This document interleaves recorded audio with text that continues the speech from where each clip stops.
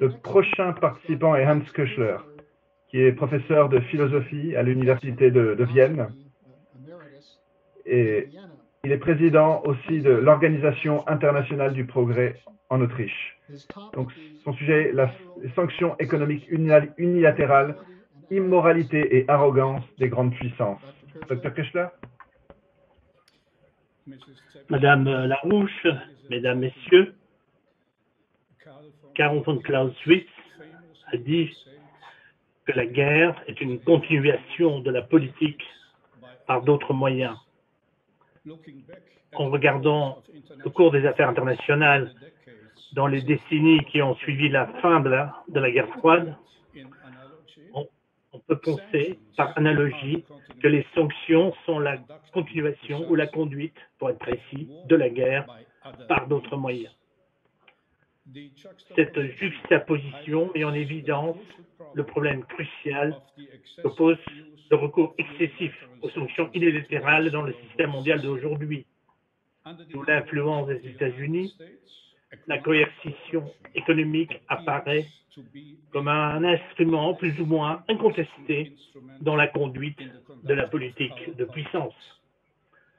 En l'absence d'un équilibre mondial des forces, les sanctions sont en effet devenues un outil de choix dans une nouvelle version de la guerre asymétrique, dans des situations où l'État intervenant entend obtenir un maximum de résultats avec un minimum de risque, évidemment, pour lui-même. Dans la plupart des cas, ces mesures indiscriminées, prétendument ciblées, sont destinées à compléter l'usage de la force armée qui la précède, l'accompagne ou la suit, dans le but d'obliger le pays visé dans la soumission. En tant que tel, ces sanctions font partie de l'arsenal de la guerre. En aucun cas, que ce soit sous la forme unilatérale ou multilatérale, les sanctions ne sont compatibles avec une politique ou une diplomatie de la paix. Elles sont toujours, dans le sens strict, une forme de violence. Dès la fin de la guerre froide, l'exemple le plus évident de cette approche de politique étrangère militarisée a été l'ensemble des sanctions économiques imposées à l'Irak entre 1990 et 2003, jusqu'au moment où les États-Unis et leurs alliés ont obtenu un changement de régime par une agression armée, puis ont occupé le pays.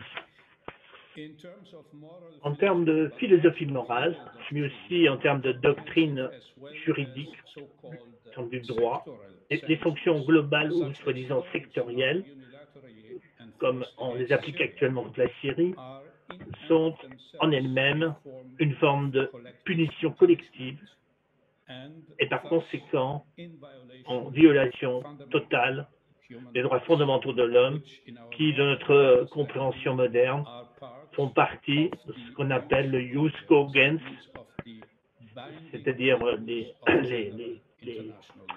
les lois contraignantes du droit international général.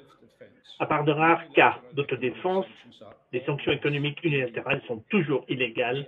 Elles équivalent à s'arroger le pouvoir souverain d'autres États. Ce n'est qu'en tant que mesure d'exécution multilatérale, dans le cadre du système de sécurité collective des Nations Unies, les sanctions peuvent être légalement justifiées, comme Mme Larouche a déjà expliqué, et ce, à condition, cette justification ne tient uniquement sous condition que ces mesures ne violent nullement les droits fondamentaux de la population du pays ciblé. En termes de droit, la violation de la souveraineté d'un pays est généralement inadmissible, sauf si elle se produit sous l'autorité collective du Conseil de sécurité des Nations Unies définie par une résolution qui figure au chapitre 7 de la Charte des Nations Unies. De telles décisions ne peuvent être prises que si le Conseil a d'abord déterminé qu'il existe une violation ou une menace pour la paix dans une situation donnée. Le Conseil n'est pas au-dessus des lois dans l'exercice de ses pouvoirs coercitifs. Le Conseil est lié par les règles de la Charte des Nations Unies et par les normes fondamentales des droits de l'homme.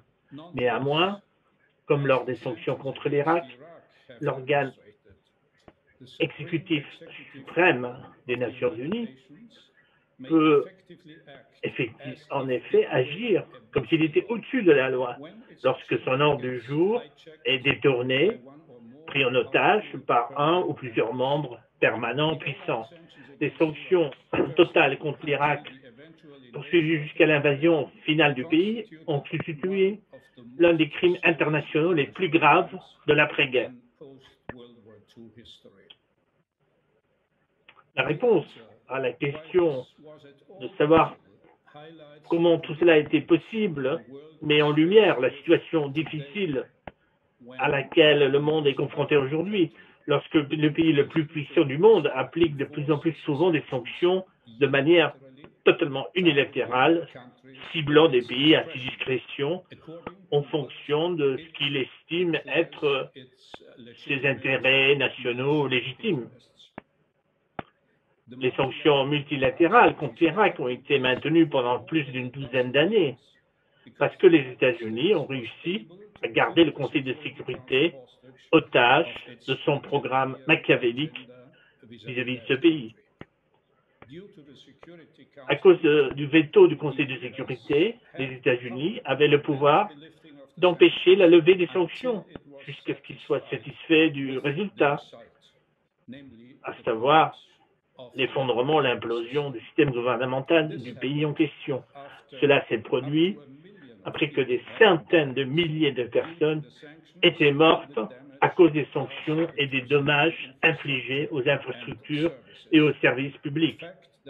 Un fait qui, par ailleurs, a été documenté, entre autres, à partir de 1996 dans un rapport de l'équipe d'études de Harvard aux États-Unis.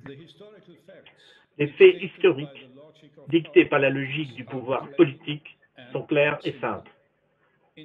Dans la constellation unique où l'équilibre bipolaire des pouvoirs entre les États-Unis d'un côté et l'Union soviétique de l'autre était sur le point de disparaître en 1990, les premiers ont été en mesure d'obtenir l'adhésion des autres pays disposant d'un droit de veto, pour ainsi dire.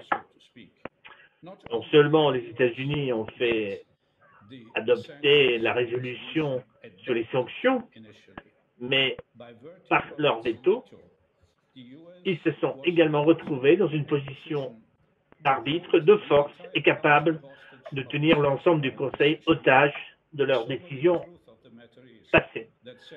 La vérité qui donne à réfléchir est le fait que les sanctions en vertu du chapitre 7 de la Charte des Nations Unies se poursuivront indéfiniment si un seul membre permanent s'oppose à leur suspension ou à leur levée.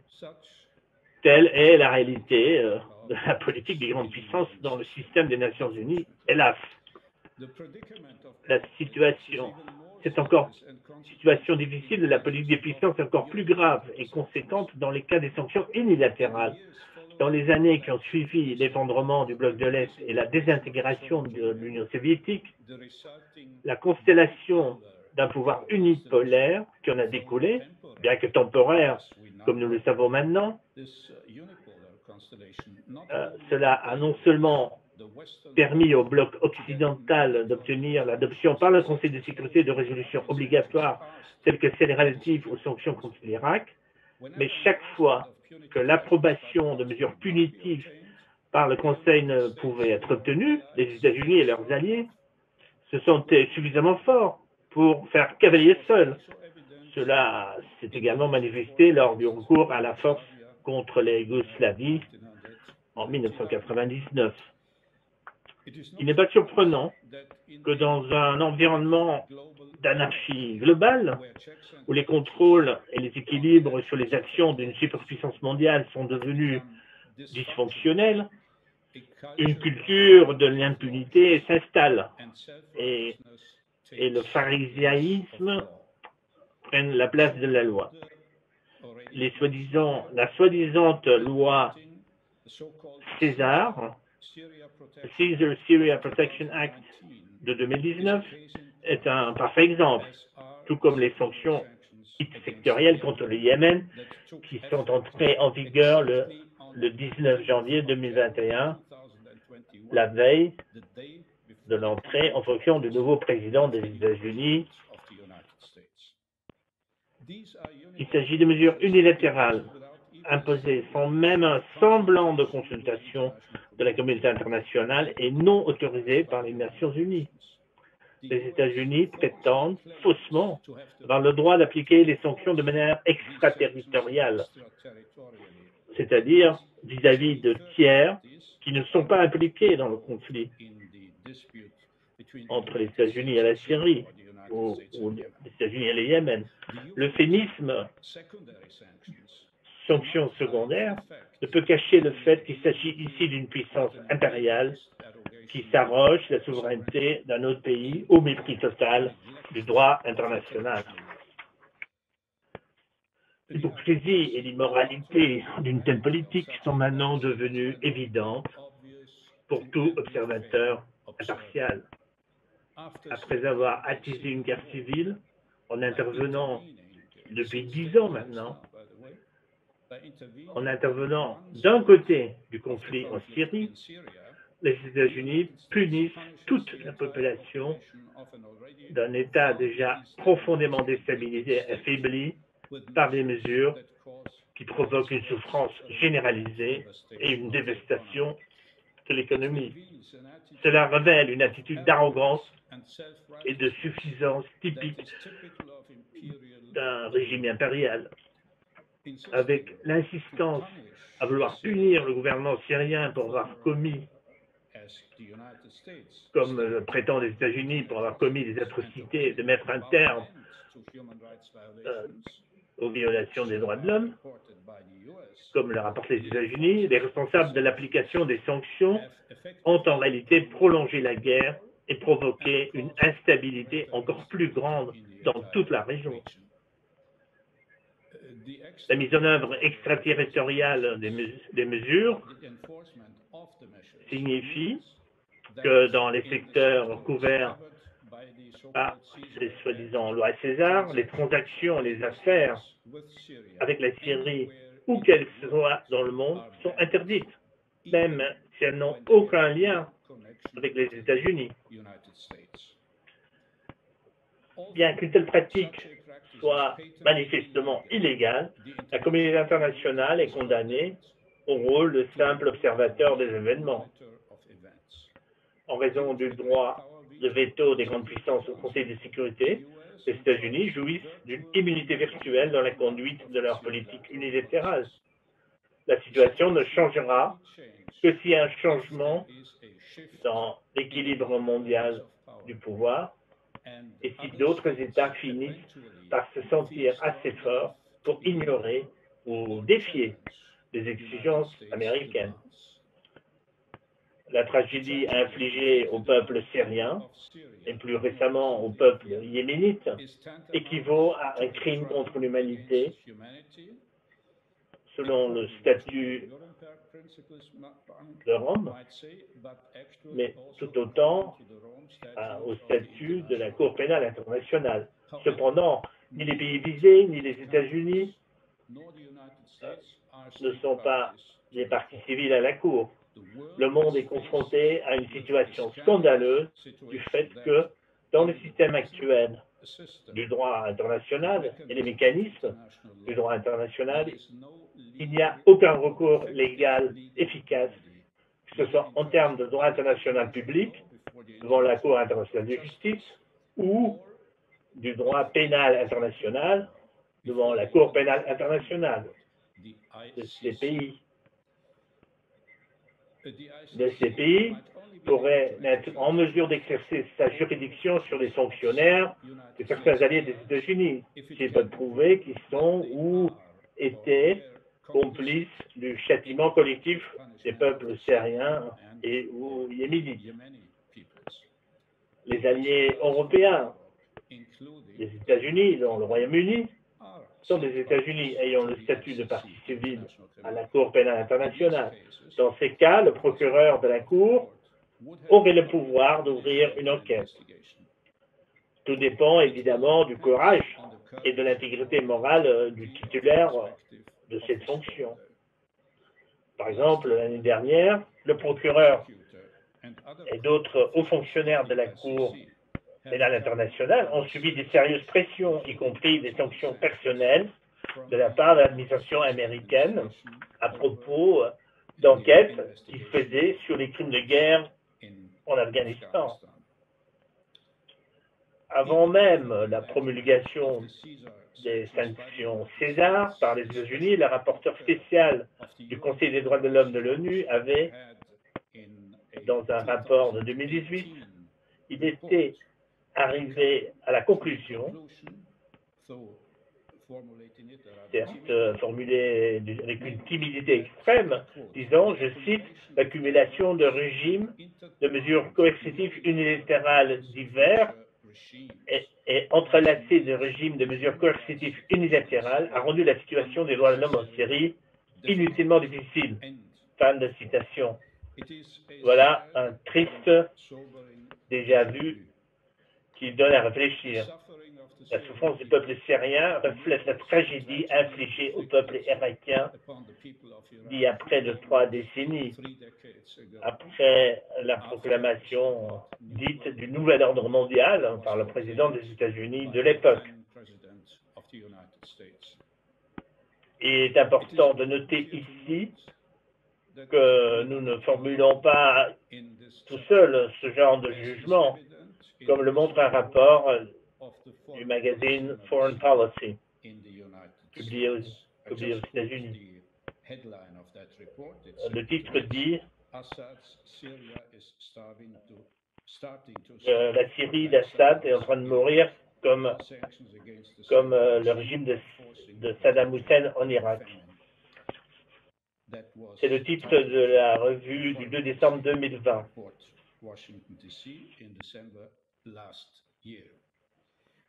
Il est donc scandaleux et moralement révoltant qu'une mentalité et une tactique médiévale de guerre de siège soit devenue partie intégrante de l'inventaire des politiques des grandes puissances au début du 3e millénaire. Priver une population entière de ressources vitales pour la forcer à se soumettre n'est rien de moins qu'un crime international. Si on laisse faire, si on tolère cela, il n'y aura pas de progrès de l'humanitas, malgré tout le langage humanitaire utilisé pour justifier de telles pratiques. Pour conclure, dans la réelle politique d'aujourd'hui, les sanctions unilatérales suivent la logique du chantage et du pouvoir décomplexé. Parce que, selon la conception du système actuel de l'ONU, le pouvoir, ultimement, ça l'emporte en fin de compte sur le droit.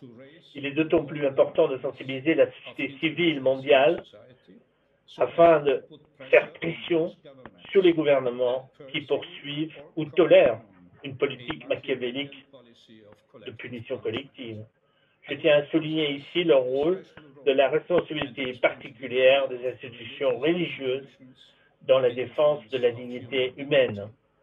Cela concerne en particulier les églises des pays dont les gouvernements appliquent des sanctions, ont fait des sanctions un outil de leur politique étrangère, pour le dire crûment.